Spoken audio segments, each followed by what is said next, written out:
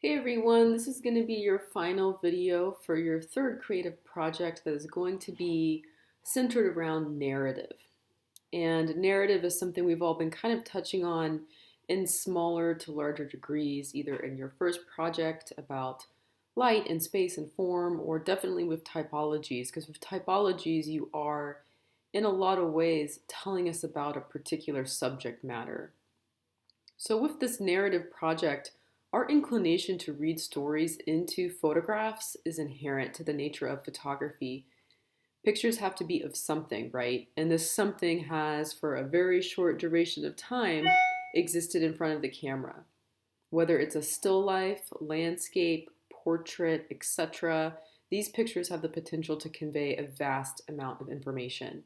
You, as the operator of the camera, have a very specific agenda when it comes to image creation. While in contrast to this, the viewer is going to bring their own unique experience to the table when approaching your images. So they're going to bring their own experiences with them when they start to figure out what the meaning of your photographs actually is. Just like a lot of the projects in this class, we're going to look at how this prompt, how this visual objective of narrative can be played out in a variety of subject matters. And we're only going to look at one or two genres, I might say, within each category. So this, for example, this first narrative about place, stories that talk about a particular location. The first project we're going to look at is by the American photographer Alec Soth. His project, titled Niagara, is a story about the different people who come to Niagara Falls to elope to get married. This is one of the most highly visited locations, kind of on the border of Canada and the United States, where people are going to come to elope from all over the world. So this project consists of portraits, landscapes, architectural photographs, a lot of different genres that all work together to tell this really large, complex story about this very unique location.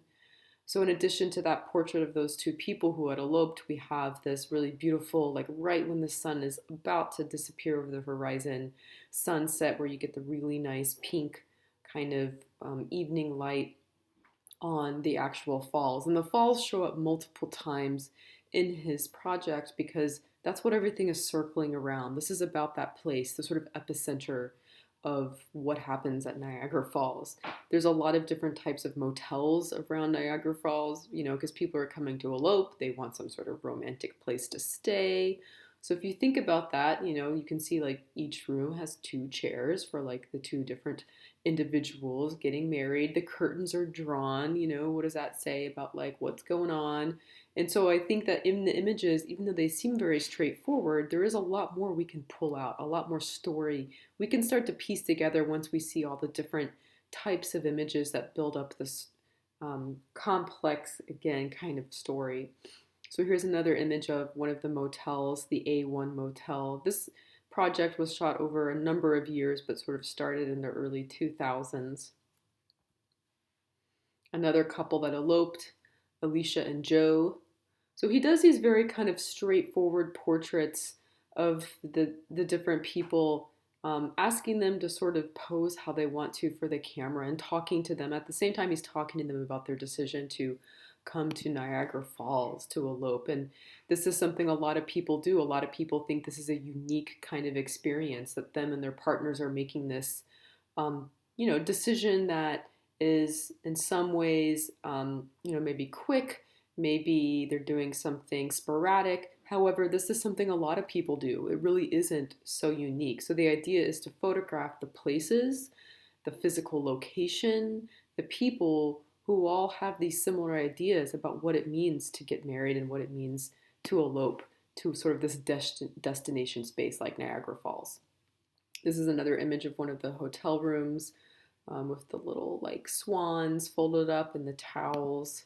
Here's another image of the falls. So the story is multifaceted. It means it has multiple levels, multiple ways to enter it. It's a type of story that doesn't have one specific, I would say, traditional photographic genre. Again, it's a mix of landscape, of portraits, of interiors, of architectural studies, because the story about people eloping to Niagara Falls, again, it's got a lot of different ways that it works. So this isn't sort of the introduction to this project of this that you're all going to be doing about narrative, because I want to start from the very beginning and let you know that it's really open in terms of how you want to start to build up your images to tell your stories. There's also stories that can be told about family, a very popular like mode of image making subject matter that I think is really great for people to think about. And so the artist we're going to look at within this category is Latoya Ruby Frazier. Now, her series is in black and white, and your project needs to be in color, but I'm showing this because I think it's a good move on from Alex Soth's work, and also how you can look at the idea about your own, like look at the subject matter of your own family and how you can apply all those different genres like I was talking about before. I have a link to this page on her website, and I'm just going to switch over to it really quickly so you guys can see some of this work. So Latoya Ruby Frazier, this project is called The Notion of Family. It was made from 2001 to 2014, so a very long period of time. Obviously, we don't have that much time we can work on for this project. You guys have a month. But I think photographing your own family or photographing people close to you is a really good place to start when you're thinking about what kind of story do you want to tell. And Latoya Ruby Frazier's family live and work in Braddock, Pennsylvania. And this is a very significant part of how she defines her family and the story that's interwoven into the relationships that exist in that family. There's a lot of pictures of elements of homes, of her mother's home, of her uncle's home, her grandparents' home, a lot of these little still life shots of side tables, coffee tables, fireplace mantles, these sorts of things where a lot of stuff tends to collect all these different sort of discarded objects as well as family photographs that start to build a story about who these people are, what they value, what kind of random stuff is like in their pockets, for example. This is an image of Latoya Ruby Frazier on the right. It's a self-portrait she's made of her grandmother in her grandmother's living room. Again, you can see like all the different things around in her grandmother's home and like how those sorts of things start to build up the atmosphere or the idea of what it's like in grandma's house. This is an image of her and her mother, another self-portrait. She does a lot of self-portraits with different members of her family, kind of looking at the relationship between especially women in her family, the multi-generations that exist that still live in this town of Braddock, Pennsylvania. This is a picture of her grandfather, and it's important to note that this larger body of work, we're only going to look at a few images from this project, but over the 10 years she's photographing, she's also showing us images of sickness. Sickness that was acquired as work-related sicknesses and illnesses. There was a large steel manufacturing plant in Braddock. This is definitely part of that Rust Belt part of the country where there's a lot of manufacturing that was really pivotal in employing most of the population. However, they disregarded a lot of health and safety measures to protect the people who worked there. So her grandfather worked at the steel mill, her mother did, one of her aunts, and these people have all contracted various types of sort of rare cancers and respiratory illnesses that they get as a result of working at the steel plant. So that's sort of this another narrative that runs through this whole project is how the body has suffered from this particular type of employment and how multiple generations of this family are experiencing that illness. Also, because of the steel manufacturing plant closing down at the sort of the start of this project, not only did people fall ill who had worked there, a lot of people lost their jobs once the steel mill did close. So the town is sort of in disrepair.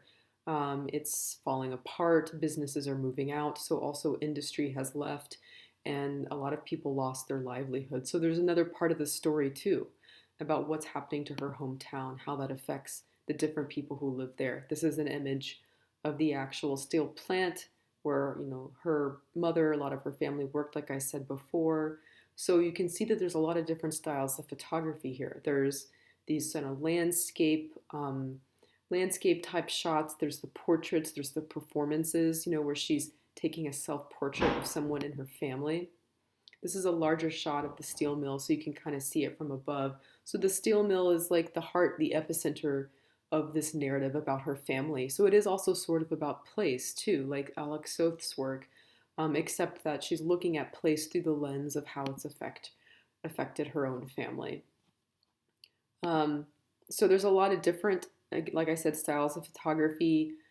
Here she is, another self-portrait. That's her mom reflected in the mirror behind her. So these pictures are taken at the home she grew up in. They're very personal, very intimate photographs. Here's another one of a different mantle that has family kind of heirlooms and tchotchkes and pictures and things like that. So it's a very vulnerable kind of project, but it's also a very loving project that talks about the support from one generation to the next, especially the support of women from one generation to the next. Um, and I think that it's a good example of how you can use a lot of different approaches to genre to tell a more complex type of story. I'm going to go back to the PowerPoint now. I encourage you guys to check out her website further. She has a lot of different projects. She's definitely an advocacy for women's rights and artists of color. And that project was sort of the seminal project that she started when she graduated from college, and she worked on for over a decade after that. Another way to think about storytelling is to think about the stories that kind of build up your own sense of self-identity, the ones that have been integral in kind of forming who you are, right? And so this is another interesting way of working, looking inward. And this particular project I really love by the photographer Jen Davis. So if you're listening to this video, you should know right now this is the one and only question that's going to be on the reading quiz. And the reading quiz is essentially going to count as your attendance for this day. It only has one question. And what I'm going to ask you in that question is, what is unique about Jen Davis's self-portrait project? What's unique about it is that it's in reverse chronological order. That's the answer to that one and only question on your reading quiz. So what we're looking at right now is the last image she made in this series that is actually the first one she shows us. So there's a very specific sequence in terms of how these work. What this project is about is essentially body image and relationships and vulnerability. So Jen Davis started off this project as an overweight woman and kind of struggled with her own health and her own sense of self, right? And she eventually documents her own surgeries and weight loss and things like that. So again, this is in reverse chronological order. This is from 2013. These are all self-portraits she makes, and the images are all made in her home. And she's very good at finding sort of available light to sort of maneuver her body into and make these really kind of poetic and enigmatic images that are sort of reflective about what she's gone through. So this is the last image again in the series. This image is titled Aldo and I in Bed from 2013. She also makes these portraits of her and her partners.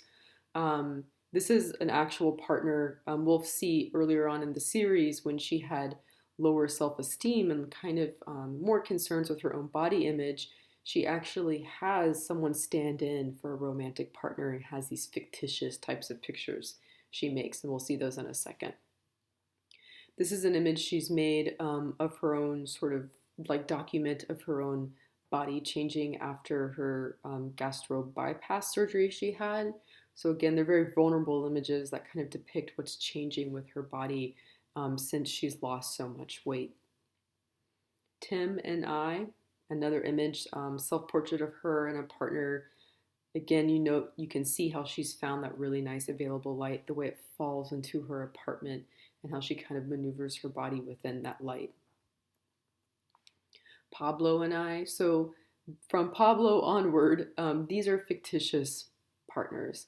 Again, she's wanting to create images that take the place of memories she's never had. She talks about this project being a way to kind of come to terms with her own kind of low self-esteem and how she sort of had these fantasies about very domestic kind of relationships. And in order to create those memories, she does that with photography. She makes a fictitious photograph to take the place of a memory. entitled Number 47. This is from 2012, so this is about a year before that first picture we saw, again, fairly soon after she had her surgery, kind of looking at the way her body's changing. This is pretty immediate after she had her surgery. Another year prior, you can kind of see the scars and everything and the incision wounds. This is before the surgery from 2010.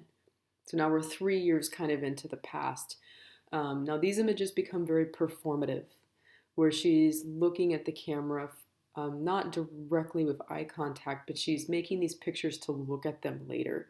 So she can see on her face how the discomfort she has just with her own sense of self and her own body image.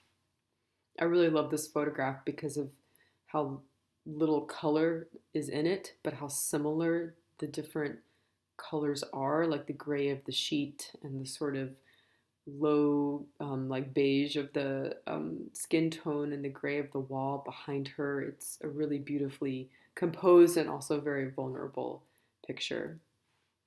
Steve and I, now it's getting a little bit more kind of studio-esque and performed. So there's the partner laying on the bed, the face is obscured, we don't even see their identity. And there is Jen, definitely the primary subject, covering herself. Another image from 2005, self-portrait. Again, she's looking for that really nice available light coming into her apartment. That kind of, it's almost like a spotlight on her as the primary subject of these images. This is one of the first performative images she made of someone else. Again, this one's titled Fantasy Number 1 from 2004. So now we're about 8 years into the past, and I'm only showing you photographs. I'm not showing you all of them. I'm only showing you 1 or 2 a year. So there's many in between the ones that I've shown. And this is the first image in this series. But I'm sorry, there's one more before this. This is one of the first images in the series from 2003. Here we are in 2002, kind of more self-portraits coming out of the shower, vulnerable time. And this is the image she was making for a different series from 2002, where she describes looking at this photograph and seeing herself, seeing how uncomfortable she is with her own body, and then deciding that she wanted to do something about it photographically, that the act of creatively investigating her own relationship to herself through photography is sort of what led her on this journey. And so I'm going to go back through them in a chronological way so you can see how they start to progress. And also the style of photography tends to change right around the time she gets her surgery. So now she's had the surgery. Her interactions with the partners are more loving. This is an actual relationship. And then this is the last image in the series where she's many years post her actual surgery. So again, the answer to this question is, what's unique about the self-portrait project is that it's in reverse chronological order. So in addition to stories about the self, about formation of identity, there's also stories that are more universal, that kind of unite a lot of different people in similar experiences, stories about us. And I think this recent project will resonate a lot with all of us. It was made last year during the early part of the pandemic. This is a collaborative duo, Leah Nash and Christopher Onstadt. And I'm going to read, this is in their words right here, part of their project statement. It says, "This project began during a period of unwanted and unexpected isolation brought on by the COVID-19 pandemic. With all photographic work at a sudden standstill, we began with self-portraits as a way to wrestle with our own anxiety and preserve an unprecedented time in history. As photographers, that is how we naturally respond to things. We photograph them, if only to have a record of their existence. We then moved outward, contacting friends, family, neighbors, using Craigslist. We sought all ages, economic groups, races, genders, and sexual orientation. For the pandemic became a strangely unifying experience. Regardless of who you were or what you believed, we were all isolated together. The project revealed a shared humanity as we explored conditions of aloneness as proof of belonging." So all the images are made through windows or at a large social distance. There's a lot of interesting use of reflection. Really lovely attention paid to time of day, so you have this nice warm light coming in. So they're using Craigslist to contact different demographics, but also people they know, people they're friends with. They've listed part of their motivation, inspired by Edward Hopper, the very significant American modernist painter. This narrative appears as if stills for a movie. I think the panoramic orientation, the way they sort of cropped them and as a little bit more of a panorama, helps push that idea of this being more like a cinema still. Yet, though crafted, our work is informed by our photojournalistic roots and it's documentary at its core. Each image is a retelling of a person's story, inspired by how they were feeling, how life had changed, and what they were going to do to cope or not cope during the COVID lockdown. To the viewer, it is as if you have happened upon the scene, a series of uneasy moments marked by a vague feeling that something is not quite right. During the time while our world was closed, we documented rage, laughter, tears, joy, and fear, sometimes all in a single session. The challenge was to create intimacy from a distance, which is a question we will all be asking for years to come. So we pushed on, looking for connection. As photographers, we crave it.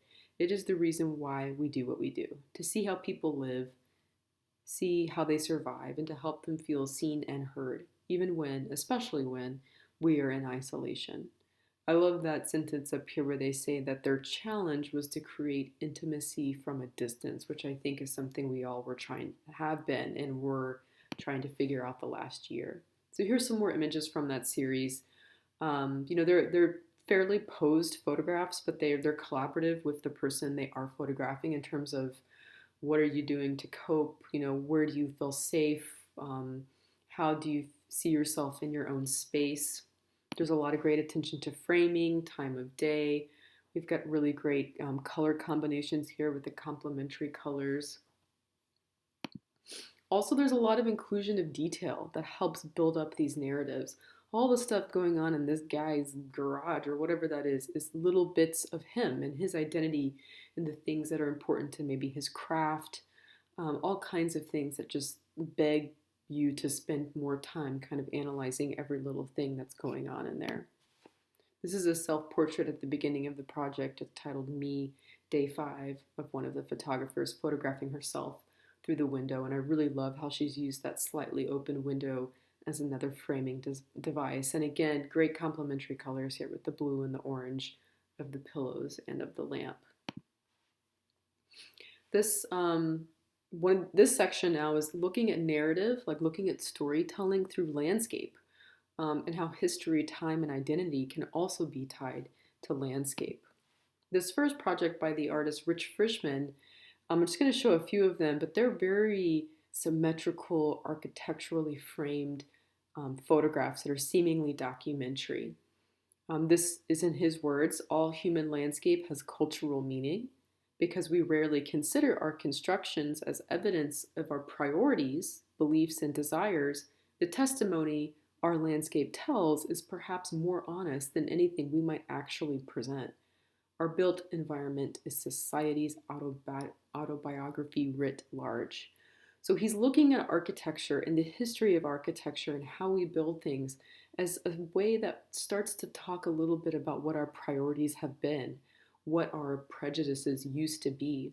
What he specifically photographs is blocked up, segregated entrances at various public facilities. So this is a segregated entrance at Sanger Theater in Hattiesburg, Mississippi. These would be, again, like off to the side, out of view entrances for people of color during Jim Crow, during the early part of the 20th century. And these are very, very common all over the American South and also in other parts of the United States. These are not stories that people want to keep talking about, which is why they're boarded up like this, why they're bricked in, trying to make it sort of disappear. And the photographer is showing this again to show, essentially to reveal here's who we were and here's who we are now. And here's how these sorts of beliefs and these prejudices were actually built into the architecture of the cities and towns that we live in. So they're very kind of nondescript, these doorways. You wouldn't know what they used to be or what they were without him photographing it and telling the story. So this is a segregated entrance from Tylertown, Mississippi. Colored entrance from Clarksdale, Mississippi. And this is another segregated entrance in Kilgore, Texas, the one that's kind of up the stairs and far to the left. So they're kind of seemingly documentary looking landscapes or studies of buildings, but they do have a narrative in their historical significance. And that's something else to think about, another way that approaching this project might interest you. Another artist looking at buildings, but coming from a very different approach, is Ira Wagner. His series called Twin Houses is pretty interesting too. It's about duplexes. So again, this is in his words on the left. The twin houses of the great northeast neighborhood of Philadelphia reflect how people share a common border. Some families choose to mark their space with a fence or a shrubbery. Others differentiate themselves with varying architectural elements and subtle changes to the trim, the windows, or the paint color. One family chooses to hide completely behind a tall hedge. Another lives in front of the house with common backyard elements, chairs, grills, patio tables, all that kind of stuff. Common upkeep, such as mowing the lawn, ends at a rough approximation of the property line rather than being shared. One side of a structure shows pride or ownership. The other is missing a shutter or a window. When borders are such an important issue in the world, these images reflect a human inclination to mark and delineate one's space rather than to share it. So this particular area of his neighborhood in Philadelphia is full of these kinds of duplexes where they share this property line in the front yard.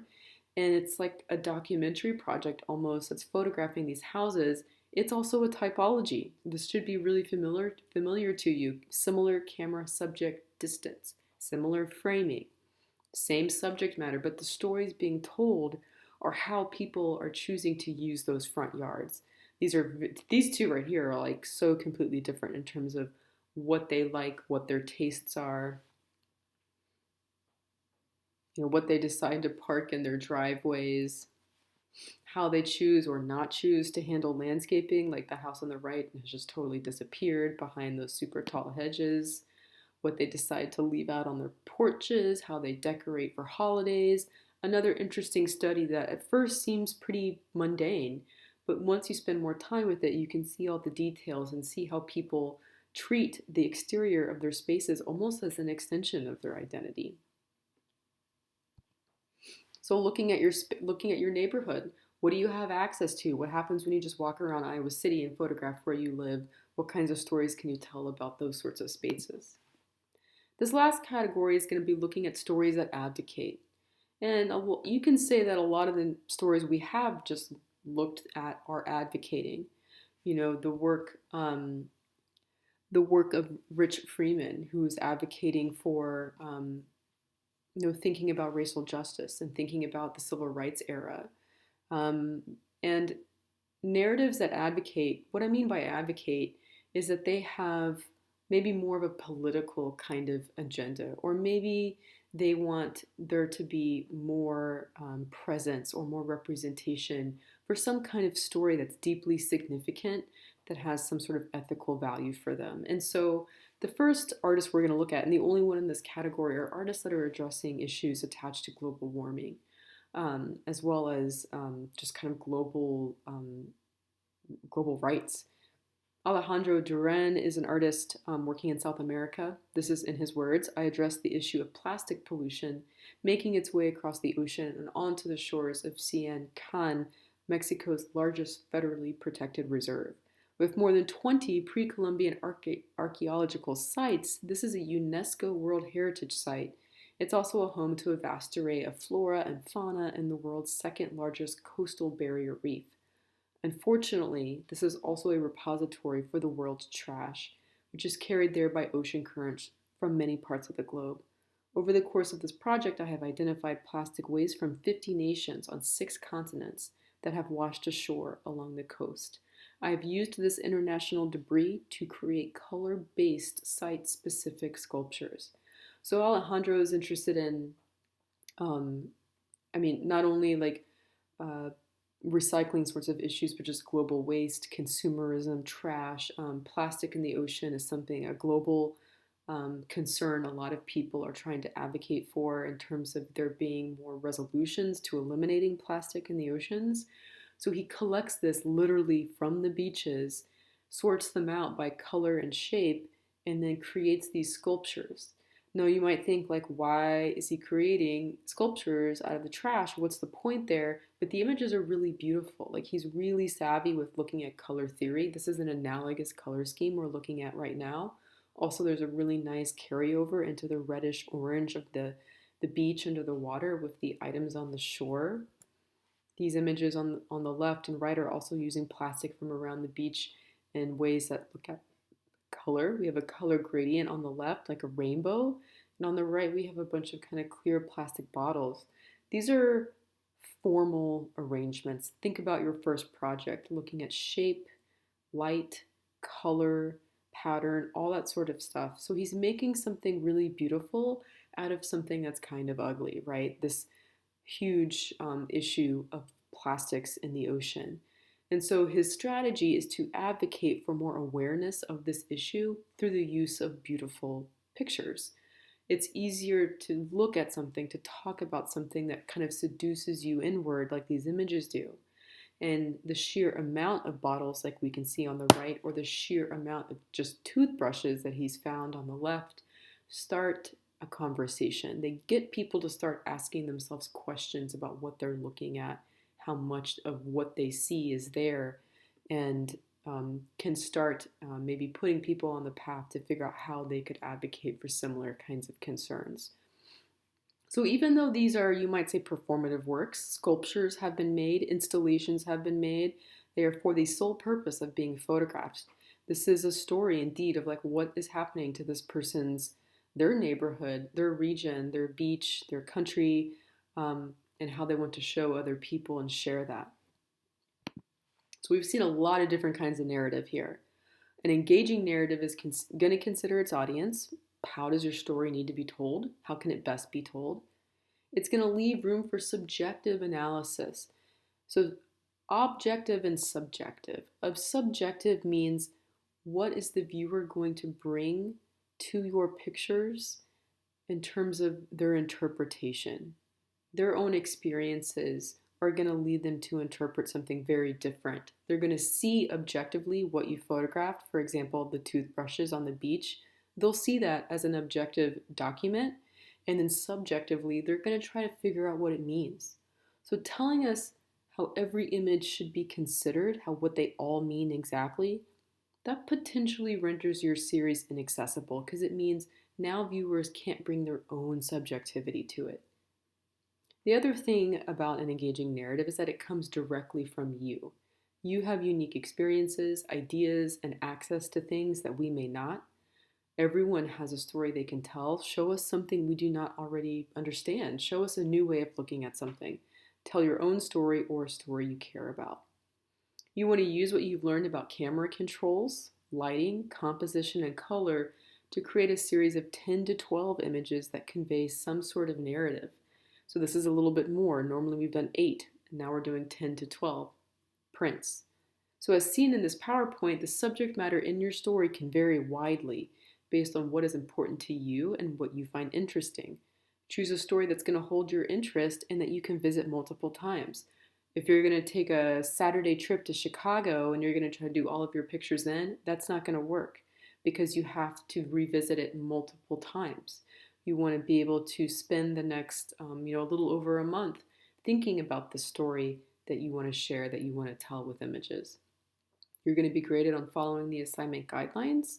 Technical prowess with your camera work, that means your images are in focus. Is there a lot of digital noise? Do we find that distracting? We've been talking about how to correct for that.